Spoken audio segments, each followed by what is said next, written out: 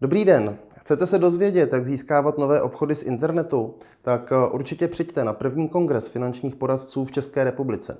Moje jméno je Pavel Fara a finančním poradcům pomáhám už několik let získávat nové obchody v digitálním světě. Přináším vám pozvánku na první kongres finančních poradců.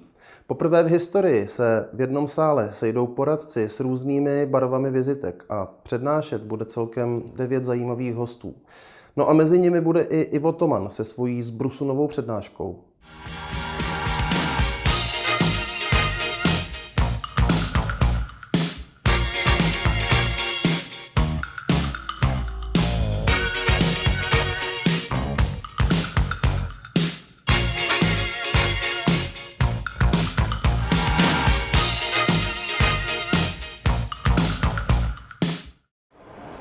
Jedním z hostů, na kterého se můžeme těšit na kongresu finančních poradců, je Ivo Toman. A já jsem se ho dneska přišel zeptat, na co vlastně se to můžeme těšit.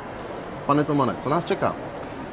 Tak čeká vás to, co vlastně říkám každému finančnímu poradci, neboli pojišťovákovi, že musí mít velkou frustrační odolnost, neboli velkou odolnost proti zklamání. Potom to, čemu říkám myšlení prostitutek. A jsou tam samozřejmě i věci jiné, které se týkají vyloženě těch digitálních pojišťováků. Například, že už nemusí být tak velký extrovert jako ten klasický pojišťovák. No a myslím si, že když jsem tohle řekl během 20 sekund a tam budu mluvit celou hodinu, tak se dozvíte dohromady asi 180krát více toho, než jsem řekl teď. A proto vás všechny zvu do Aquapalace Čestlice 8. prosince 2012. To znělo zajímavě a děkuji Ivo Tomanovi a už se na něj těším.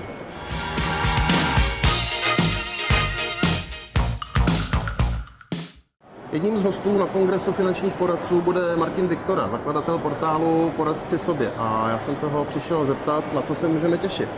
Martine, budeš mít vystoupení na kongresu finančních poradců a na co se můžeme těšit? Pavle, já myslím, že to bude zajímavé. Spousta poradců už v digitálním světě delší dobu pracuje. A já vám řeknu, kolik jich je, kde pracují, pro koho pracují, jaké produkty prodávají, jestli jsou spokojeni s tím, co dělají, nebo jestli plánují nějakou změnu, jak náborují. A možná se taky dozvíte, kolik za to vlastně berou. Takže takový netradiční průzkum trhu. Takový netradiční průzkum trhu. A to zní zajímavě. Přátelé, to zní zajímavě a určitě se máte na co těšit při vystoupení Martina Viktory. Určitě přijďte, budu se na vás těšit. Tam na kongresu i na webu Poradci sobě.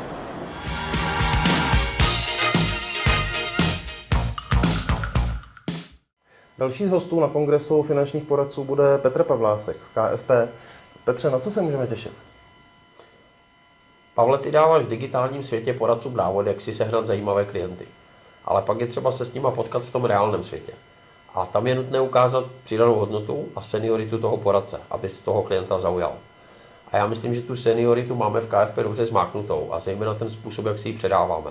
A o ten se s vámi právě chceme podělit.